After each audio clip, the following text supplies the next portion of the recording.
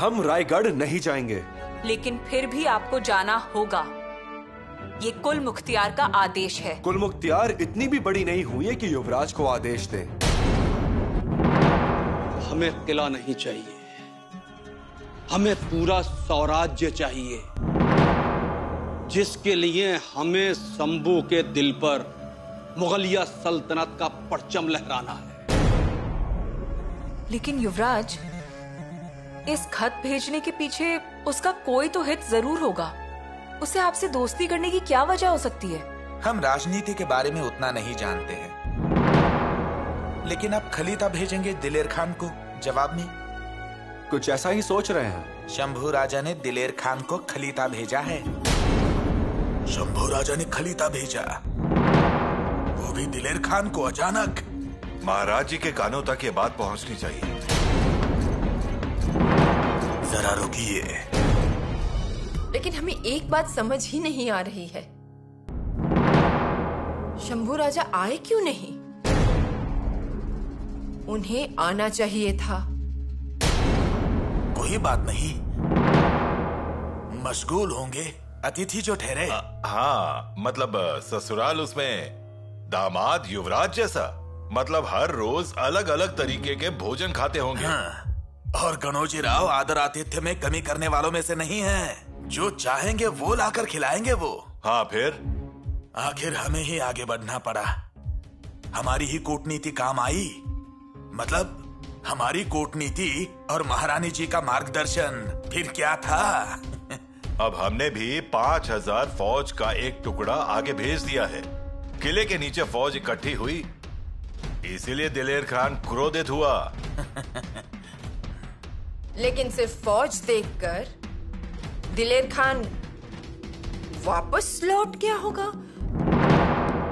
इस बात पर हमें विश्वास नहीं हो रहा। लेकिन महारानी जी, ये सच बात है। हाँ, और महारानी जी को हमने उनके पीठ के पीछे क्या क्या किया ये पता ही नहीं। अजी महारानी जी, हमने उसे खौफनाक खत लिखा था, वो घबरा गया। शेर पे सवा शेर होना जरूरी है। क्या पते की बात कही आपने। नहीं तो क्या। हमें अभी भी समझ नहीं आ रहा, शंभू राजा आए क्यों नहीं? अजी वही तो बता रहे हैं, ससुराल, मेहमान नवाजी और ऊपर से कवि कलश, वो भी तो है ना उनके साथ। वो शंभू राजा को कविता के अलावा दूसरा कुछ सोचने ही नहीं देता। जब देखो तब काव्य, जब देखो तब कविता। ऐसे ही लोग बदमाश होते हैं, और शंभू राजा ने ही उसे सिर पर चढ़ा रखा है। बिल्कुल सही है, वो शंभू राजा को कुछ नहीं सोचने देता। महारानी जी, आप इस बात पे ध्यान दीजिए। देखती हूँ। कुछ प्रश्नों के उत्तर मिलने ही चाहिए। मिलेंगे, लेकिन एक बात अब महाराज समझ जाएंगे कि युवराज ना होते हुए महारानी जी इतना बड़ा किला संभाल सकती हैं। युवराज आ गए। गणु जी, युवराज आए हैं। अजीब, सुनते हैं क्या? हमारे भैया आए हैं। गणोजी राजा, अरे बहुरानी क्या कह रही है? क्या हुआ, क्या है? पता नहीं, लेकिन थोड़े नाराज हैं। लेकिन भैया, क्या हुआ है? आप नाराज क्यों हैं? नाराज क्यों ना रहूं मैं? एक आध बात भी हमारे मन मुताबिक होने देते हैं क्या युवराज? गणु जी। मामा जी, उन्हें बोलने दीजिए। गणोजी राव बोलिए। युवराज, आज खाने पर आने वाले हैं। ये संदेशा पहले दिया होता तो पहले से ही 4 हिरणों का शिकार कर लेता ना मैं। बढ़िया दावत बन जाती ना। इतना ही ना, फिर कभी करेंगे। हमें भी तो लगता है कि हमारे जीजा जी आए हैं, हमारी बहना आई है, तो उनकी अच्छी खातिरदारी करें, उनको बढ़िया बढ़िया खाना खिलाएं। आप हमारे हिस्से में आते ही कहाँ हैं? वो भी करेंगे।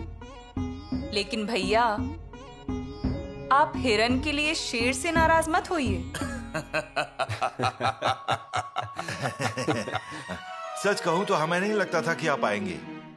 मामा जी, अब कहा है तो हम जरूर आएंगे। मेरा मतलब वो नहीं, पर फौज खड़ी है, उसके अलावा दिलेर खान के लोग भी आते जाते रहते थे। वो तो है।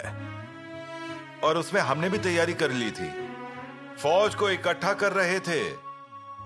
लेकिन क्यों?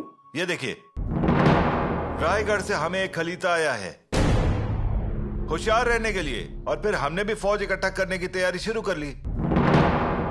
कैसी बात करते हैं पिताजी? युवराज को भी तो खलीता मिला होगा ना? मिला था ना? हाँ मतलब। और हम तो भैया सुनिए, ये क्या आप हमेशा राजनीति की ही बातें करते हैं? नहीं तो क्या। अब देखिए, दामाद जी आए हैं तो उन्हें खुशी से भोजन तो कराइए। और आप लोग तो बस फौज क्या है, खलीता, दिलेर खान, विलेर खान, उन्हीं बातों में। पिताजी अब बहुत भूख लग रही है हमें। ये देखिए। हाँ, महिपत जी। जा जरा दीवान खाना साफ करवाओ और भोजन लगवाओ। जी गनु जी, चलिए। हाँ युवराज भी भूखे होंगे। चलिए, आइए चलते हैं। चलो युवराज, चलिए।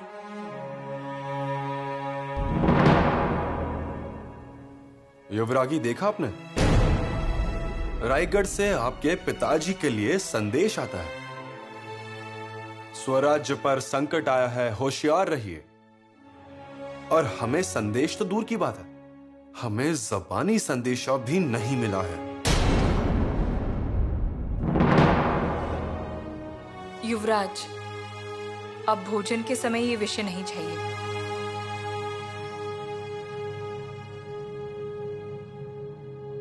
नहीं कहूंगा। जो जो सामने आता है उसे स्वीकार करने की आदत हो गई है हमें। पंत, एक बात हमें अभी भी समझ में नहीं आ रही है कि दिलेर खान वापस कैसे गया। मतलब उसने अपने फौज स्वराज्य की सीमा पर लाई तो थी, लेकिन उसने किया कुछ भी नहीं। आपने फौज भेजी इसलिए वो आगे नहीं बढ़ा। लेकिन पंत, हमने ऐसा कुछ भी नहीं किया है। फिर महारानी जी के सामने आपने ऐसी बात नहीं की। आप ही बात कर रहे थे ना, मैंने तो सिर्फ आपकी हाँ में हाँ मिलाई। वही तो, ऐसे ही हामी हमेशा भरते रहिए। अब दफ्तर में क्या दर्ज होगा? मोरो पंत ने फौज तैयार की इसलिए दिलेर खान पीछे हट गया। लेकिन पंत, असलियत में तो शंभू राजे ने दिलेर खान को खलीता भेजा था, इसीलिए वो वापस गया। ये तो मैं भी जानता हूँ,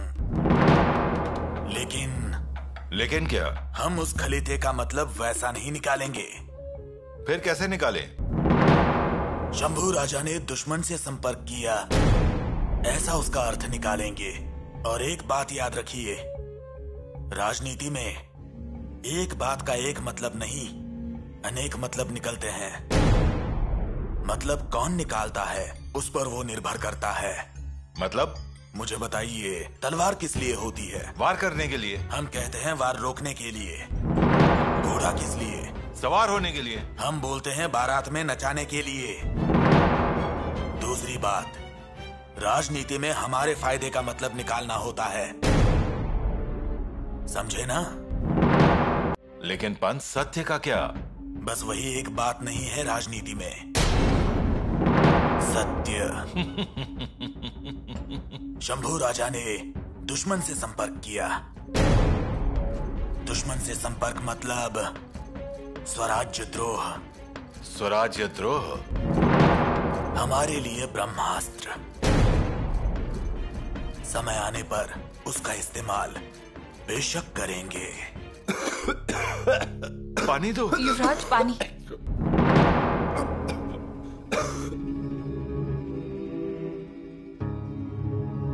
क्या चल रहा है श्रृंगारपुर में? सब धूमधाम से चल रहा है। युवराज सुबह सुबह उठते हैं, पूजा अर्चना होते ही अखाड़े में पहुंचते हैं, वहाँ बच्चों को सिखाते हैं। फिर दरबार लगता है, लोग जमा होते हैं। भीड़ होती है क्या? बहुत ज्यादा, काफी लोग आते जाते रहते हैं और बहुत अच्छा न्याय करते हैं। अजी, श्रृंगारपुर इलाके के लोग बहुत खुश हैं उन पर। कन्होजी राव का क्या? उन दोनों की जमती है ना? वो तो बहुत ख्याल रखते हैं युवराज का। और कवि? वो तो उनकी परछाई की तरह उनके साथ रहते हैं। कुछ महत्वपूर्ण हो तो बताओ। फिलहाल यही बातें बतानी थी। परसों इतनी सी बात के लिए इतनी दूर मत आया करो। जी। चौकन्ना रहना वहां पर। जाओ। जी। हम जा रहे हैं, बच्चे अखाड़े में राह देखते होंगे। लेकिन पहले दूध पीजिए। अखाड़े में जाने के बाद आप सब कुछ भूल जाते हैं। हमें सच में नहीं चाहिए। ठीक है, तो फिर आज हम भी उपवास करेंगे।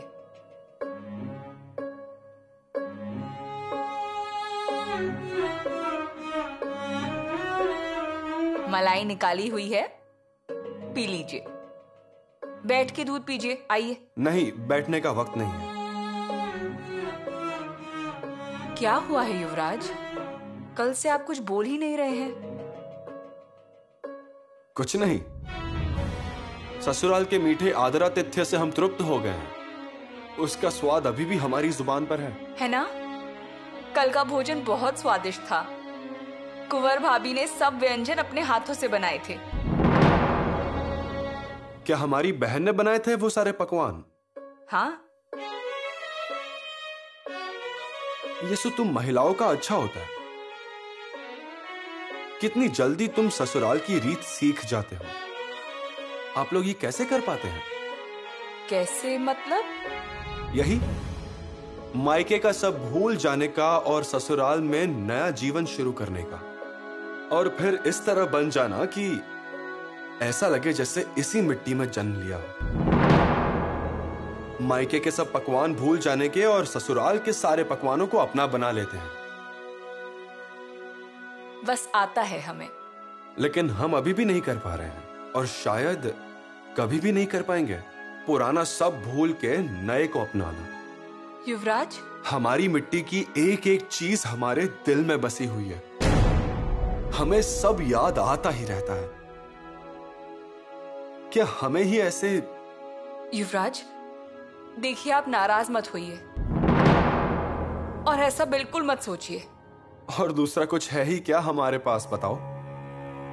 यीशु, जो भूलने जैसा था वो तो हम भूल ही चुके हैं। रायगढ़ पर बिताए हुए दिन भी हम भूल गए हैं, और रायगढ़ छोड़ जाने का फरमान हमारे हाथ में दिया गया, वो भी भूल गए हैं। लेकिन यीशु, अब रायगढ़ भी हमें भूल ही गया है। नहीं युवराज, ऐसा कुछ नहीं है। यीशु, ऐसा ही है। दिलेर खान की फौज जब रायगढ़ की सीमा पर आ पहुंची, ये मालूम होने के बाद यहाँ श्रृंगारपुर में मामा जी को रायगढ़ से संदेश मिलता है। सब सरदारों को संदेश भेजे जाते हैं। रायगढ़ के नीचे फौज इकट्ठा होती है, और हम यहीं पर है, श्रृंगारपुर में। यीशु, किला छोड़ने का फरमान हमें वक्त पर मिलता है, लेकिन ऐसे वक्त पर संदेश नहीं मिलता। बोलिए, हमें समझाइए ये बात। कहिए कि आप ऐसा मत सोचिए। युवराज, देखिए, आप दुखी मत होइए। और पिताजी ने कहा है ना कि दिलेर खान की फौज अब पीछे हट गई है और स्वराज पर आया हुआ संकट टल गया है। स्वराज्य पर का संकट दूर हो गया या फिर जोर शोर से आने के लिए 2 कदम पीछे हट गया है, ये आने वाला वक्त ही बताएगा।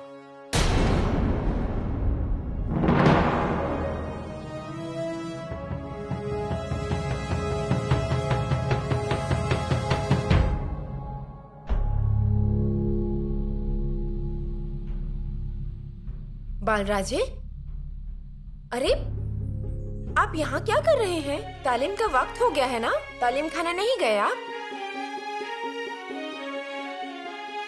हमें नहीं सीखना है मूछ वाले काका से, हमें दादा साहेब से ही सीखना है। हम जाते हैं ना श्रृंगारपुर।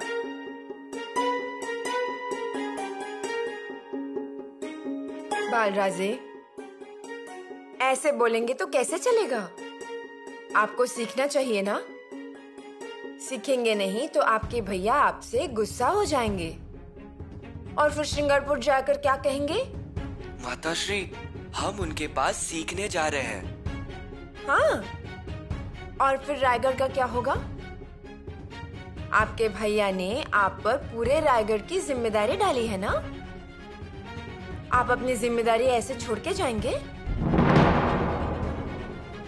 नहीं ना। हम जो आपसे कह रहे हैं वो आप समझ रहे हैं ना। आपके पिताश्री, आपके भैया जी आपसे बहुत बहुत उम्मीदें रखते हैं, वो आप पूरा करेंगे ना। तो फिर आप ऐसा कीजिए, आप तालीम खाने जाइए, अपना तालीम पूरा कीजिए, हम आपके नाश्ते की तैयारी करते हैं। जाइए। और हाँ, भाभी हमें नाश्ते में केसर वाला दूध देती है। आप भी देंगी ना? हाँ, बिल्कुल वैसे ही तैयार रखेंगे। चलिए अब आप जाइए।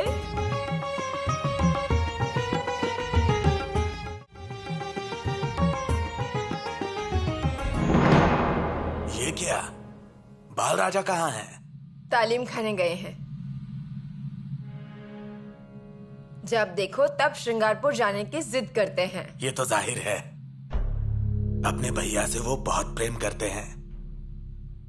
लेकिन उनके भैया जो हैं। शंभू राजा के बारे में क्या? इन्हें तो बता ही दीजिए। अब मुंह ही नहीं खुल पा रहा, कैसे बताएं? पंत, जो भी कहना है साफ साफ कहिए।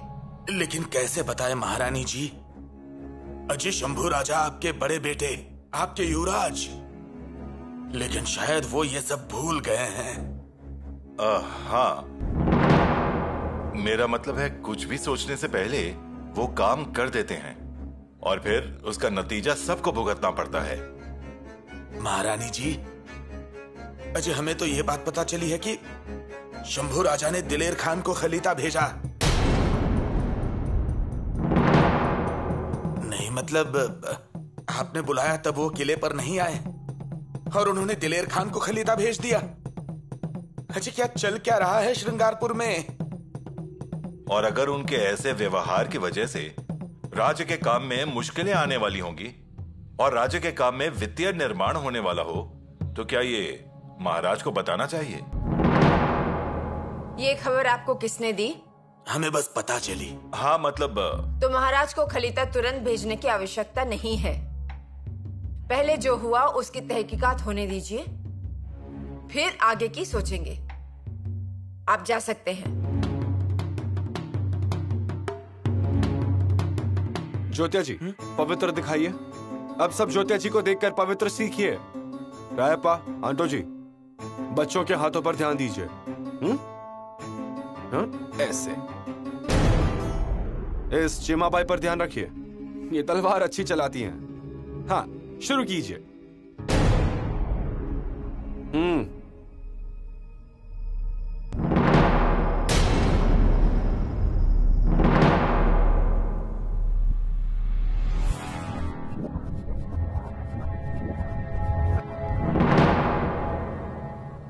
क्या किसी को कोई सवाल है?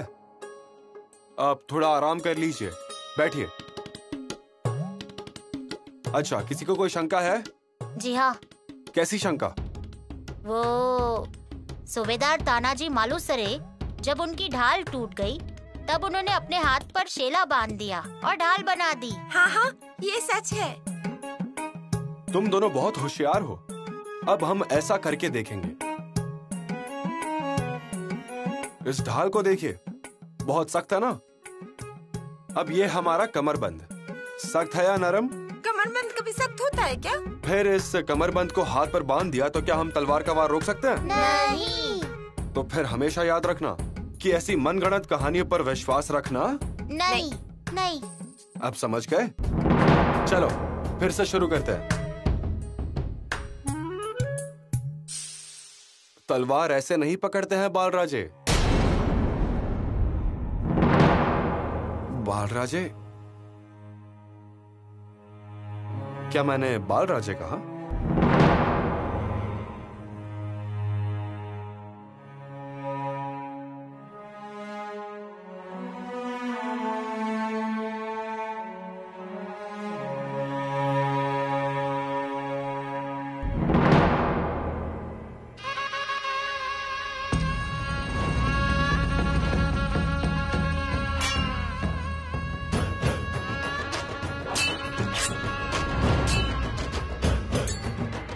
बालराजा कितने होशियार है ना? हाँ बिल्कुल, जो सिखाया जा रहा है वो तुरंत ही समझ लेते हैं। हमें तो बिल्कुल बड़े महाराज की ही याद आ गई। बड़े महाराज की याद आ गई आपको? जी महारानी जी, वही हाव भाव, वही हिम्मत। हमने देखा है बड़े महाराज को लड़ते हुए। वो कहते हैं ना, खून के गुण खून में आते ही हैं, और स्वराज के भाव भी युवराज में दिख रहे हैं। हमारे बाल राजे बिल्कुल बड़े महाराज की तरह ही हैं, और शंभू राजे ने उन्हें ये शिक्षा दी है, इसलिए शंभू राजे की तरह लगते भी हैं। हमारे दोनों ही पुत्र बहुत होशियार हैं। वो तो है ही, स्वराज्य के उत्तराधिकारी हैं वो, लेकिन बाल राजा कम नहीं है।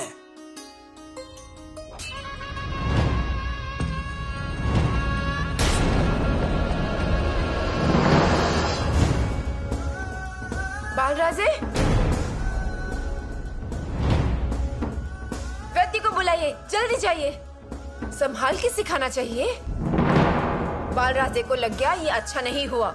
माफ कीजिए महारानी जी, लेकिन हमें अंदाजा भी नहीं था कि बाल राजा ऐसा कुछ करेंगे। इसके आगे सिखाएंगे तो जरा संभाल कर सिखाइए। माताश्री, गलती हमारी है, आप उन पर मत चिल्लाइए। गलती किसने की ये जरूरी नहीं है। जाइए, जल्दी से वैद को बुलाइए। जाइए, जल्दी जाइए ना, कोई तो जाओ जल्दी। बाल राजे, आप कक्ष में चलिए, आइए।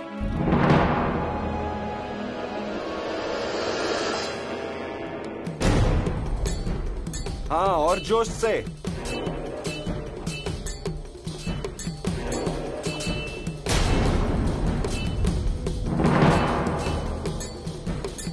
हाँ, गोल घूम कर वार करो।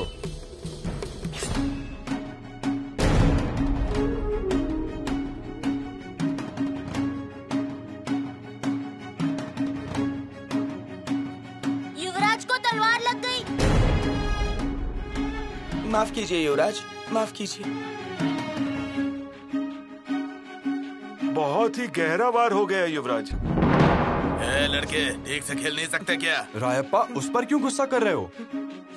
हमारी गलती है, हमारा ध्यान नहीं था। माँ की सौगंध युवराज, जानबूझ के नहीं मारा, गलती से लग गया। हम भी वही कह रहे हैं, गलती से लग गया। और लगा तो लगा, खेलते समय लगता ही है। मेरे पिताजी को नहीं बताएंगे ना, अखाड़ा आना बंद करा देंगे मेरा। वो बहुत मारेंगे भी इसको। कोई नहीं मारेगा तुम्हें। और रोना बंद करो। बहादुर सैनिक कभी रोता है क्या? आपको इतना लगा, फिर भी आप हंस रहे हैं। हम तो रोते हुए ही यहाँ से निकल जाते। आपको दर्द नहीं हो रहा है? जरा भी नहीं। बच्चों, ये जख्म रास्ते पर गिरकर नहीं लगा है ना, तलवार के वार से हुआ है। और तलवार मतलब एक योद्धा का साथी होता है। रणभूमि पर लड़ाई करते करते जो तलवार से घाव होते हैं, वो एक योद्धा के बदन पर के अलंकार होते हैं, अलंकार। चलो, खेल फिर से शुरू करो।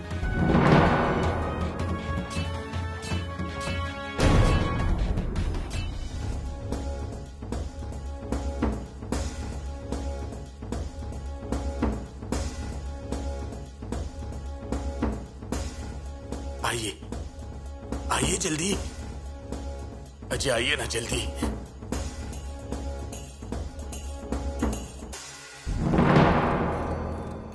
सोचा जख्म बाल राजा का है, लापरवाही नहीं चाहिए, इसीलिए 2 वैद लेकर आया। जख्म देखिए, घाव कितना गहरा है वो देखिए। महारानी जी, जगदीश्वर की कृपा से घाव ज्यादा गहरा नहीं है, बहुत जल्दी भर जाएगा। मतलब जख्म कितने दिन में भर जाएगा? जब हम इस घाव को बांधेंगे ना, तो देखिएगा 2 दिन में ये घाव भर जाएगा। सच में? जख्म बांधना भी एक खूबी होती है। और जख्म देने की? जख्म देना भी खूबी होती है क्या? हुई है, इसलिए तो कह रहा हूं। होने दीजिए, हम हैं ना आपके साथ आपके जख्म बांधने के लिए। युवरागी, दिखने वाले जख्म तो आप बांध देंगी, लेकिन वो जख्म का क्या जो दिखते नहीं?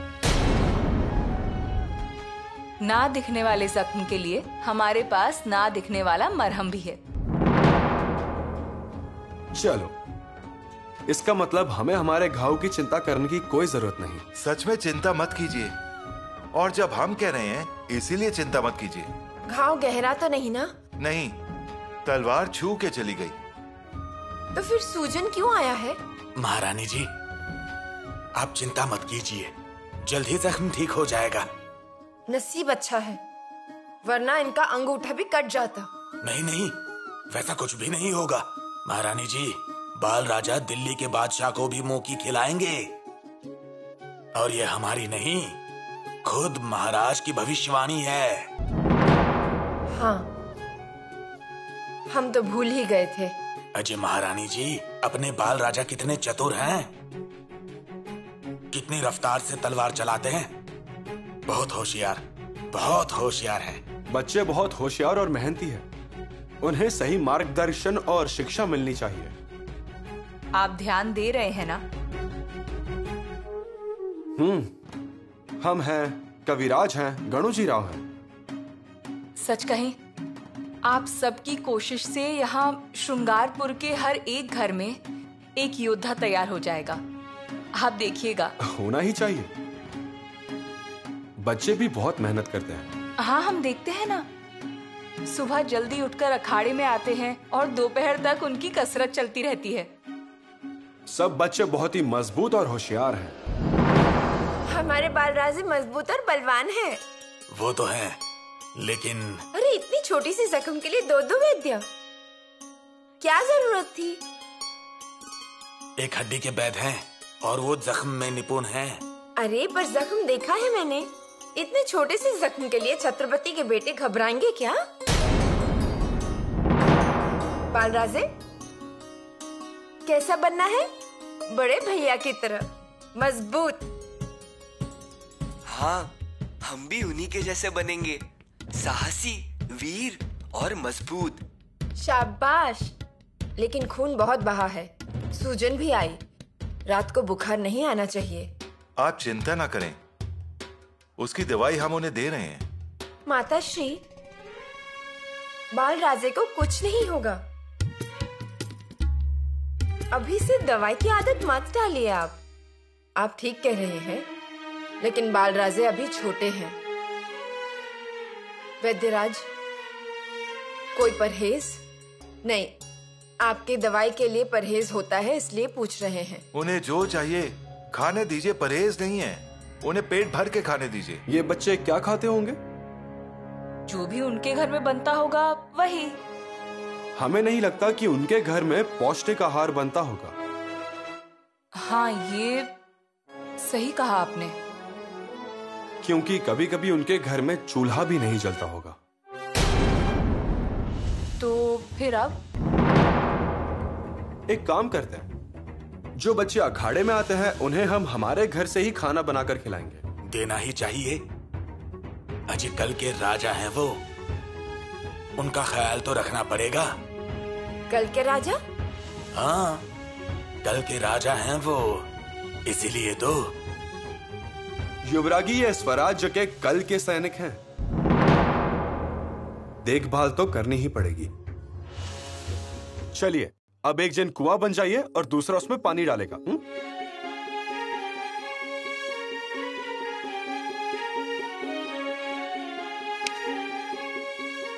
युवराज, ये कैसा खेल है? चलिए देखिए।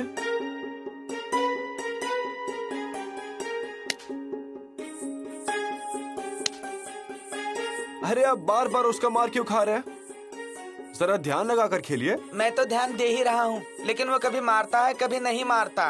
क्योंकि आप केवल उनके हाथ की ओर ध्यान दे रहे हैं। उनकी आंखों पर नजर रखिए। वार करने वाले का वार हमेशा पहले उसकी आंखों में दिखाई देता है। उनकी आंखों पर ध्यान दीजिए, सब समझ जाएगा। तलवारबाजी में हम यही सीखते हैं ना। खेलिए अब।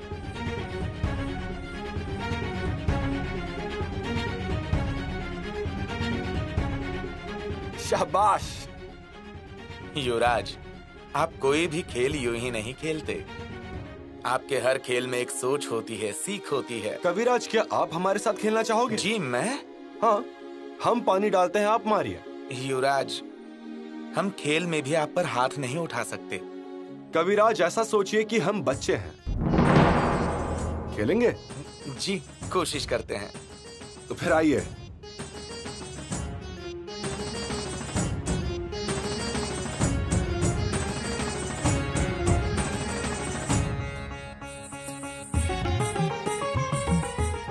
देखिए युवराज कैसे बच्चों में घुल मिल गए हैं। सच कहा धरा हुआ, युवराज को इस तरह हंसते हुए बहुत दिनों बाद देखा है हमने। बेचारे ने अपना बचपन कभी जिया ही नहीं, ऐसे सब कभी खेला ही नहीं, हमेशा भाग दौड़ ही करते रहे। अब मन भर के खेलने दीजिए। युवराज, हमें ऐसा लगता है कि लड़ने के साथ साथ इन बच्चों को पढ़ना लिखना भी सिखाना चाहिए। पढ़ेंगे लिखेंगे तो और होशियार हो जाएंगे। बहुत अच्छी कल्पना है। तो अगर आपकी आज्ञा हो तो। कविराज, अभी हमें मालूम हुआ है कि जब आप कहते हैं कि कोई कल्पना है, तब तक आपकी पूरी योजना तैयार होती है। ऐसा कुछ नहीं है युवराज। कल से शुरुआत कर दीजिए। जी युवराज। अब खेलें? जी बिल्कुल।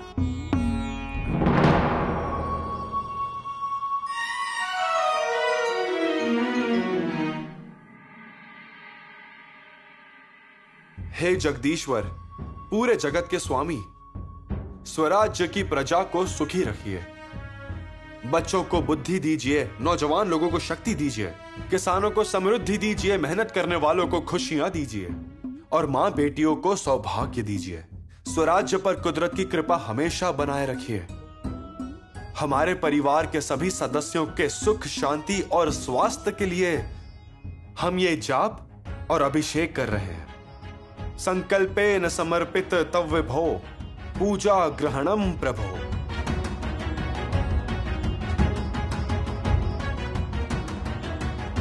ओम त्र्यंबकम यजामहे सुगंधिम पुष्टिवर्धनम। बहना, ओ बहना।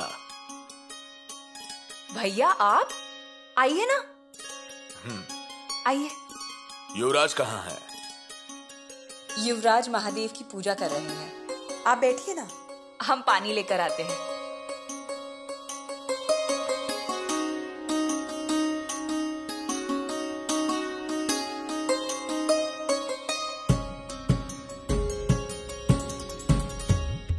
लीजिए।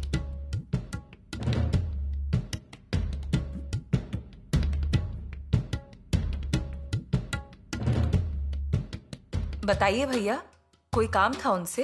हाँ, कुछ बात करनी थी। मतलब बहना, मैं क्या कहता हूँ, युवराज जो इतनी दौड़ भाग कर रहे हैं मुझसे तो सहा नहीं जाता। मतलब उन्हें युवराज की तरह रहना चाहिए, आराम करना चाहिए। आराम? भैया, युवराज कोई भी काम कर सकते हैं सिवाय एक काम के, आराम। अजी, काम के लिए तो वो शेर ही हैं। उसके बारे में हमने कहाँ कुछ कहा है। लेकिन हमें क्यों तकलीफ होती है? क्योंकि हमारे जीजा जी श्रृंगारपुर में आए हैं तो वो थोड़ा विश्राम करे, आराम करें। लेकिन वो कुछ नहीं हो रहा। इन्होंने तो अखाड़ा ही शुरू कर दिया। अब हर रोज बच्चों को जमा करते हैं और उन्हें सिखाते रहते हैं। और बचे समय में वो कलुषा। कलुषा? वही कविराज मित्र। बहना, आपको बता रहा हूँ, ये आदमी सिर्फ तुकबंदी जमा के कविता नहीं करता, बल्कि फालतू की चीजें भी युवराज के दिमाग में भरता रहता है। हाँ, पर वो युवराज के मित्र हैं। हाँ तो ठीक है ना। अब हम तो उनके इतने प्यारे साले हैं, लेकिन हम बात करते समय तमीज रखते हैं ना। खड़े होते समय 4 हाथ की दूरी भी रखते हैं। हर किसी को समझ में आना चाहिए। लेकिन वो खुले विचारों के हैं। हाँ, बब्बर शेर का स्वभाव प्यारा है, इसलिए उसके बालों की कोई चोटी बनाता है क्या? तो क्या करना चाहिए युवराज को? हमारे दम पर बेफिक्र रहें वो। हमें लगता है कि हमारे युवराज की तरह ही रहें। घोड़े पे बैठ के सैर करे राजा की तरह, प्रजा का प्रणाम स्वीकार करें। यह अखाड़ा वगैरह तो 4 दिन ठीक है। देखिए भैया, युवराज को ये सब पसंद है। युवराज को तो वो पसंद है, लेकिन यहाँ के बच्चों की भी तो पसंद होनी चाहिए। उन्हें नहीं पसंद ये भाला, बर्ची, तलवार। लेकिन भैया, बच्चे तो यहाँ अपनी मर्जी से आते हैं। नई बात है ना। 4-8 दिन आएंगे और उसके बाद मैं बोलता हूँ ना, ये पसंद बस अगले हफ्ते तक ही टिकेगी। उसके बाद अखाड़ा बंद हो जाएगा, देख लीजिए। क्या आपको यकीन है?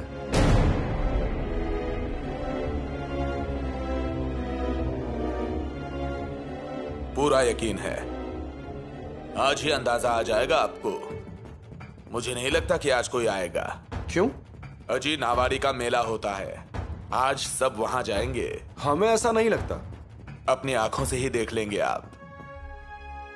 अजय, हमारे बाप दादा ने कम अखाड़े खोले क्या? जानवरों का तबेला बना दिया उन्हें। ऐसा? तो फिर आज देखते हैं कि बच्चे मेले में जाते हैं या अखाड़े में आते हैं।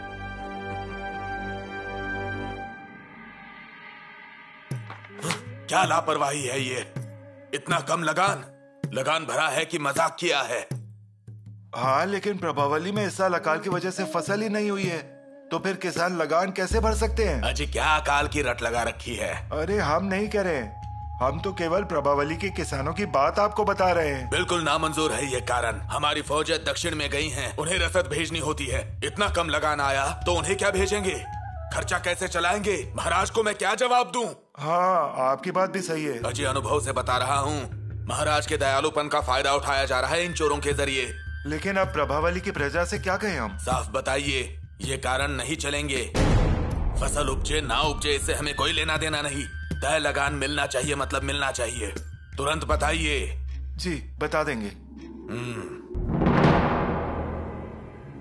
युवराज,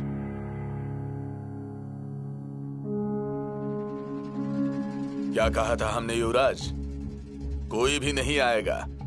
यहाँ के लोगों को मैं अच्छे से जानता हूँ। जो है सो है, जो नहीं है सो नहीं है। गणोजीराव, लेकिन इस बार आपका अनुमान गलत होगा।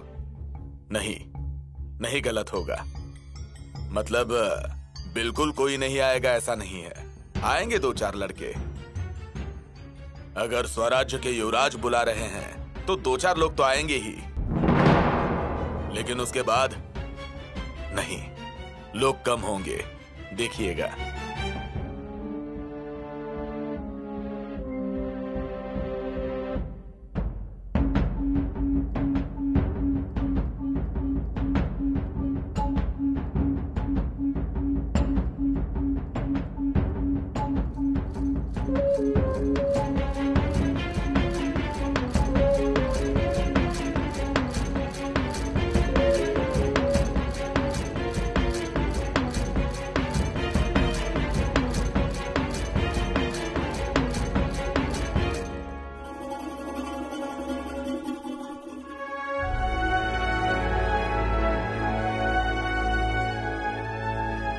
गणोजीराव, मेले में जाने के बदले अखाड़े में आए हैं हमारे सभी सैनिक। हाँ? अब क्या बोलूं मैं?